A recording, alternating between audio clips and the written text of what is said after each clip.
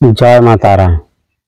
মা তারা অ্যাস্ট্রোলজি চ্যানেলের পক্ষ থেকে সবাইকে জানাই আন্তরিক শুভেচ্ছা।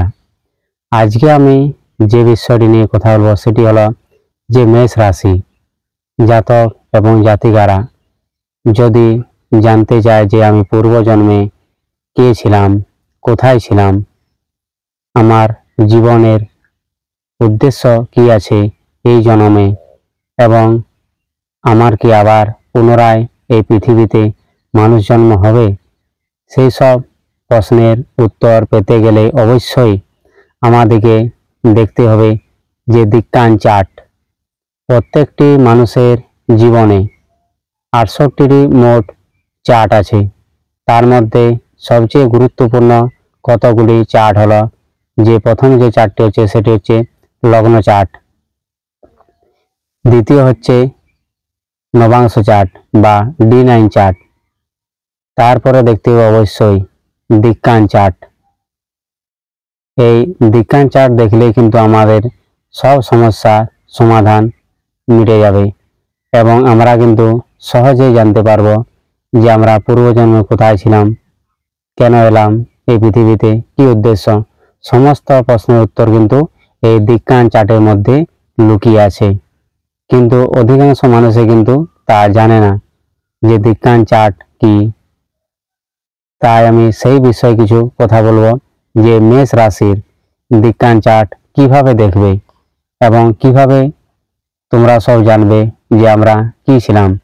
তার জন্য কতগুলো কিন্তু নিয়ম অবশ্যই আছে, সেই নিয়মগুলো আমি পরপর বলছি, তোমরা মন দিয়ে কিন্তু শুনো, পুরো ভিডিওটা দেখো অবশ্যই, তাহলে কিন্তু অবশ্যই বুঝতে পারবে।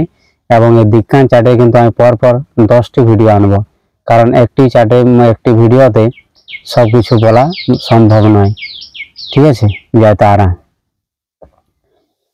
দিক্কান চার্ট হলো যে এই চার্টে পূর্বজন্মে আমাদের যে সংস্কার, আমার যে শক্তি, আমার ভাগ্য, আমার দুর্ভাগ্য, আমার সৌভাগ্য, কি করতে এসেছি এই পৃথিবীতে, এই জীবনের উদ্দেশ্য কি, জীবনে কতটা আমি বাধার সম্মুখীন হতে হবে বা কতটা লড়াই করতে হবে এই জীবনে, এবং লড়াই আমি জিতব না হারব, এবং স্বামী স্ত্রীর মধ্যে আমাদের বিবাহিত জীবনের সম্পর্ক কেমন হবে, এবং বিয়ের পর সে বউ আমার সাথে কি ঘর করবে না আমাকে ছেড়ে অন্যত কারোর সাথে চলে যাবে, এবং বিবাহিত জীবন আমি কতটা আনন্দ উপভোগ করব, এবং আমার যে হয়তো দুর্ঘটনা অ্যাক্সিডেন্ট যে হবে, সেই দুর্ঘটনা অ্যাক্সিডেন্টে কি আমি কি মারা যেতে পারি না বেঁচে যাব, এবং কতটা আমি যন্ত্রণাদায়ক হবে আমার মৃত্যু, এবং মৃত্যু কোথায় হবে, এবং মৃত্যুর পর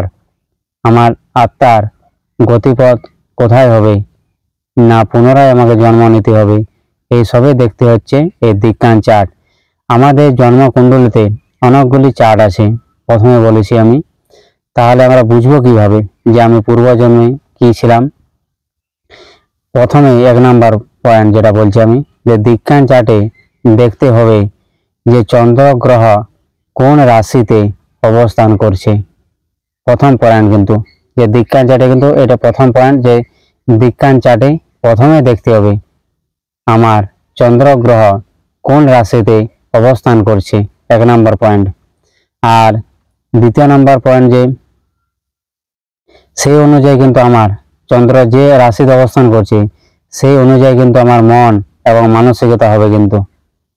ঠিক আছে, তারপরে দ্বিতীয় পয়েন্ট হচ্ছে যে দেখতে হবে যে বৃহস্পতি, যে বৃহস্পতি গ্রহকে দেখতে হবে যে কোথায় আছে অবস্থান করছে, কারণ এই বৃহস্পতি গ্রহ হলো আমাদের পূর্বজন্মের সংস্কার, আধ্যাত্মিক জীবন, ভক্তি, ঈশ্বরের প্রেম, এবং আমাদের ভাগ্য এবং পূর্বজন্মের আমাদের কর্মফল, তা কিন্তু এই বৃহস্পতি দেখায়।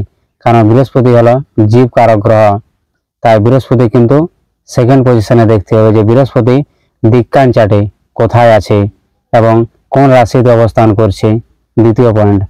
আর তৃতীয় পয়েন্ট হচ্ছে যে বর্তমানে তুমি যে লগ্নে জন্মগ্রহণ করেছ সেই লগ্নপতি কোথায় অবস্থান করছে দিক্কান চার্টে।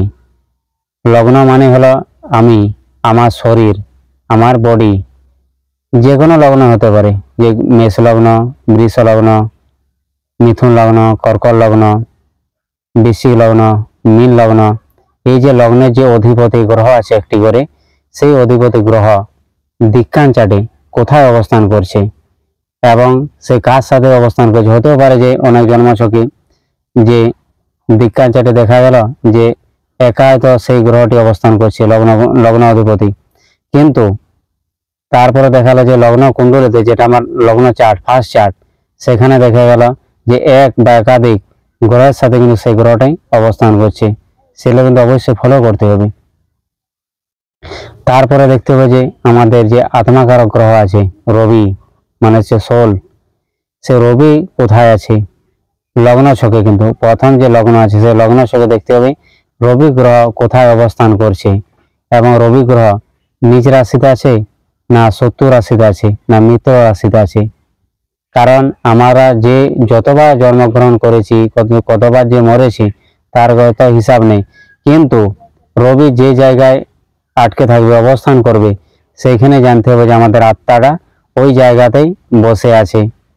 আত্মাটা হয়তো পেছন দিকে বা সামনের দিকে যে এগোবে পরবর্তী জীবনে, সেটা কিন্তু বুঝতে পারবো আমরা তাহলে দিক্কান চাটে রবিকে দেখলে, যে আত্মাটা আমাদের কোথা থেকে এসছে আর কতবার এই পৃথিবীতে জন্মগ্রহণ করেছি, কতবার মরেছি, তার কারণ কিন্তু একমাত্র রবি আত্মা।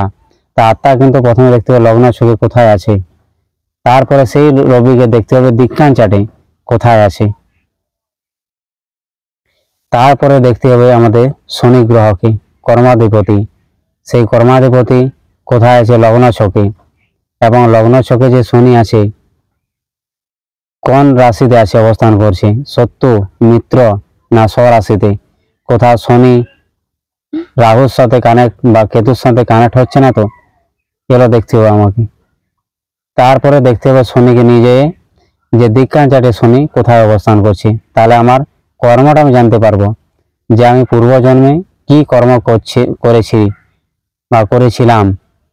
শনিকে দেখলেই বোঝা যাবে দিক্কান চাটে যে আমি পূর্বজন্মে কি কর্ম করতাম, পুলিশ ছিলাম না মিলিটারি ছিলাম না কোনো পূজারি ছিলাম না কোনো ব্যবসায়িক ছিলাম না চোর ছিলাম না ডাকাত ছিলাম, সমস্ত কিছু পাওয়া যাবে। কিন্তু এই শনিকে কিন্তু ধরতে হবে দিক্কান চাটে। তারপরে সবার শেষে যেটা ধরতে হবে যে রাহু গ্রহ কোথায় আছে লগ্নতে। লগ্নতে কিন্তু রাহুকে দেখতে হবে, কারণ রাহু হচ্ছে হেড, আমাদের জন্ম এবং মৃত্যু যে মাঝখানে চক্রটা যে ফাঁসিয়ে রেখেছে তা হচ্ছে রাহু। রাহু মানে হচ্ছে লোভ, মোহ, মায়া, মমতা, চোর, চিটিংবাজ, ছিনতাই, এসব কন্ট্রোল করে কিন্তু রাহুই কিন্তু আমাদের বারবার এই মর্তধামে জন্ম নিতে বাধ্য করে দেয়। কারণ আমাদের অতৃপ্ত তৃপ্তি যে চিন্তা ভাবনা, তা কিন্তু রাহু, যে আমাকে এই জীবনে কিছু করতে হবে, যে করার যে একটা ইচ্ছা, যে কামনা বাসনা যে রাহুর মধ্যে লুকিয়ে আছে, সেটা কিন্তু আমাদের মধ্যে দিয়ে রাখে। তাই রাহু কিন্তু দেখতে হবে, রাহু এবং কেতু দুজনকে দেখে নিতে হবে যে লগ্নতে কোথায় ওরা অবস্থান করছে, তাহলে বুঝতে পারবো যে আমার জীবনের উদ্দেশ্য কি আছে, এই জন্মে আমি কিসের জন্য এই পৃথিবীতে জন্মগ্রহণ করেছি। রাহুকে দেখে নিতে হবে, তাহলে বুঝতে হবে যে আমি কিসের জন্য পৃথিবীতে জন্মগ্রহণ করেছি এবং আমার জীবনের উদ্দেশ্য কি আছে। তারপর আমি কতগুলো সূত্র বলে দিচ্ছি, হয়তো তোমরা নিজেরাও জন্মছক দেখতে পারো বিচার করে, তাহলে বুঝতেও পারবো না কিছুই। যে বৃহস্পতি রাশিতে যদি চন্দ্র গ্রহ অবস্থান করে, তাহলে কিন্তু অবশ্যই জানবে যে তুমি পূর্ব জন্মে দেবলোকে ছিলে এবং সেই জন্মে তোমার সংস্কার ভালো ছিল এবং শরীর স্বাস্থ্য মন সবই ভালো ছিল এবং ভগবানের আরাধনায় তুমি নিজেকে ব্যস্ত করেছিলে এবং সেই ভগবানের কোনো অসাধ্য কাজ বা কোনো কাজের দায়িত্ব তুমি নিয়ে এই পৃথিবীতে জন্মগ্রহণ করেছ।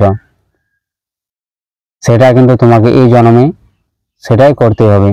হয়তো এই জন্মে তোমার সংসারী জীবন তোমার হয়তো খুব একটা স্যুট করবে না, হয়তো বা তুমি সংসারী জীবন খুব একটা শান্তি লাভও করতে পারবে না, তার জন্য তোমাকে কিন্তু অবশ্যই বৈরাগ্য হয়ে যেতে হবে।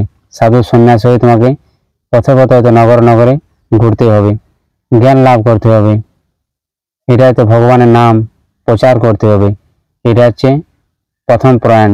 আমি বৃহস্পতিকে দিয়ে আমি কিন্তু চন্দ্র যদি বৃহস্পতির রাশিতে অবস্থান করি তাহলে কিন্তু আমি পরপর কিন্তু ভিডিওগুলো নিয়ে আসবো। আর কোন কোন গ্রহের রাশিতে যদি চন্দ্র থাকে তাহলে কিভাবে আমরা বুঝবো যে আমরা পূর্বজন্মে কোথায় ছিলাম, কে ছিলাম। তার জন্য কিন্তু পরপর ভিডিওগুলো আমার অবশ্যই দেখতে হবে। আমি বলে এখানে ভিডিওটি শেষ করছি। জয় তারা। পরপর কিন্তু আমি 10টা ভিডিও নিয়ে আসবো। 10টা ভিডিও না দেখলে, কমপ্লিট করলে বিজ্ঞান চার্ট সম্বন্ধে কিন্তু বুঝতে পারবে না। হয়তো বিজ্ঞান চার্টটা প্রথম মনে হবে যে আমি শুনছি হয়তো, ঠিক আছে, অনেকেরই। এই বলে এখানে ভিডিওটি শেষ করছি। জয় তারা।